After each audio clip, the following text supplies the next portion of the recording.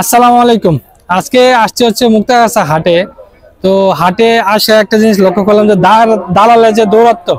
তা আজকে আমি কথা বলবো আসলে আপনি হাটে আসলে দালাল থেকে কিভাবে মুক্তি পাইতে পারেন বা দালাল মানে আপনি চিনবেন কিভাবে। তো আমি চারটা বিষয় নিয়ে আলোচনা করব, চারটা মেন মানে হচ্ছে যে মেন পয়েন্ট নিয়ে আলোচনা করব যে দালাল চেনা সহজে। ভিডিওটা খুব বেশি লং হবে না, আশা করি পুরো ভিডিওটা দেখবেন। প্রথম যেই মানে ইয়েটা আলোচনা করব, ওনারা হচ্ছে যে আপনি দালাল দেখে প্রথমে বুঝবেন কিভাবে।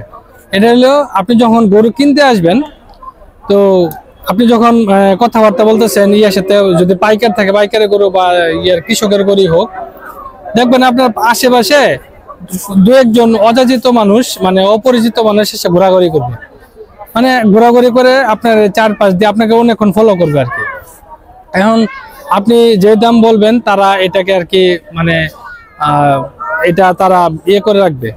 তো এটা হচ্ছে যে এক নম্বর যে প্রথমে কিছু অবাঞ্ছিত অযাচিত লোকজন আশপাশে আপনার ঘোরাঘুরি করবে। এইগুলা লোক থেকে একটু সাবধান, একটু লক্ষ্য রাখবেন যে ওই লোকগুলো আপনার আশেপাশে ঘোরাঘুরি করতেছে। এরপরে 2 নম্বর যে পয়েন্টটা আমি আলোচনা করব, এটা হলো গরুর যে দাম। ওনারা আইসা মানে গরুটা কেমন আপনি যখন দেখাশোনা করতে থাকবেন, তখন এসে তারা বলবে যে ভাই গরুটা অনেক ভালো আছে, ভাই গরুটা ভালো আছে, গরুটা নিতে পারেন। কিন্তু আপনার সাথে কোনো ইয়া নাই, মানে তার সাথে বা ইয়ার কোনো সম্পর্ক নাই, কিন্তু আইসা আপনাকে সাহায্য করতে চাইবে আর কি। এটা হচ্ছে 2 নম্বর 2 নম্বর মানে পয়েন্ট, যে আইসাই বলবে যে আসলে গরুটা ভাই গরুটা ভালো আছে, গরুটা আমি দেখছি, আমি নিতে চাই, এরকম আলোচনা করব। এরপর 3 নম্বর যে বিষয়টা নিয়ে আলোচনা করব, 3 নম্বরটা বিষয়টা হচ্ছে খুব গুরুত্বপূর্ণ। তারা আইসা আর কি দাম বাড়ায় দিবে যখন আপনাকে ফলো করবে। আপনি যদি এই আগের দুইটা পয়েন্ট, যেহেতু দুইটা পয়েন্ট, ওই দুইটা পয়েন্ট যদি ধরতে পারেন তো পারলেন, আর যদি না পারেন তারপরে আপনার যেটা আছে এটা হচ্ছে আইসে বলো দাম বাড়ানোর ব্যাপারে। যেমন ধরেন আপনি গরুটার আইসা যখন দেখবেন, দেখার পরে আপনি ধরেন গরুটার দাম 1 লাখ টাকা, 1 লাখ টাকা আপনি মানে পছন্দ হয়েছে গরু, 1 লাখ টাকা দাম করবেন। সে আইসা এখানে আইসা বলবে যে ভাই 1,20,000 বা 1,10,000 দেন, অথবা আপনাকে আইসা বলবে ভাই আমি তো গরুটাকে 1,10,000 দাম করছে, আমাকে দিতেছে না, বা 1,05,000 দাম করছে, আমার দিতেছে না। এভাবে আপনাকে ম্যানিপুলেট করার চেষ্টা করবে আর কি। তো এখন যে গরুটাকে আপনি এই 1 লাখ টাকা দাম করবেন না, এই গরুটাকে তো আপনি 1,10,000 বা এটা আপনি বুঝতেই পারবেন, তারা 1,05,000-10 এরকম দাম করবে। এখন এটাতে লাভটা কি? এটা দিয়ে তারা মূলত এই বাকি যে টাকাগুলা, ধরেন একটা গরু থেকে যে সে যদি বাড়তি 1-2 হাজার বা 500-1,000 টাকা হয়, ইভেন 100 টাকাও যদি হয়, তারা গরুর প্রতি 100 টাকা খাইতে চায়, খায় মানে 100 টাকা মতো নেয় আর কি। এটা হচ্ছে আপনার 3 নম্বর গুরুত্বপূর্ণ পয়েন্ট, যে আপনি এরকম সিচুয়েশনটা বুঝলেই বুঝবেন যে আপনি দালালের খপ্পরে পড়ছেন বা উনি একজন দালাল। 4 নম্বর যে পয়েন্টটা আমি ফাইন্ড আউট করছি, এটা হচ্ছে যে অন্যতম একটা গুরুত্বপূর্ণ পয়েন্ট। এটা মানে ধরতে পারেন ম্যানিপুলেট করার একটা সহজ ওয়ে আর কি।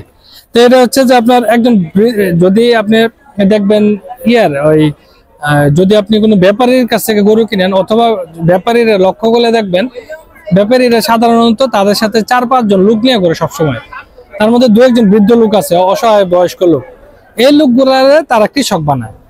মনে করেন একজন কৃষক, একজন ব্যাপারী 10টা গরু নিয়ে আসছে, 10টা গরু নিয়ে আসার মধ্যে তার এখানে 1টা বা 2টা গরু দুজনকে দিয়ে, দুজন মানে বয়স্ক লোককে দিয়ে দেয়, বলে যে ওনারা এই গরু করে নিয়ে পাশে দাঁড়ায় তারা এগুলারে নিয়ে আপনার বলে যে আমি নিজেই পালছি, বা তাদেরকে দেখলে আপনি বুঝবেন যে গরু তারা করে নাই, মানে দেখলে বুঝবেন যে তারা একদম কৃষক, বুঝাই যাবে যে কৃষক বা খামারি।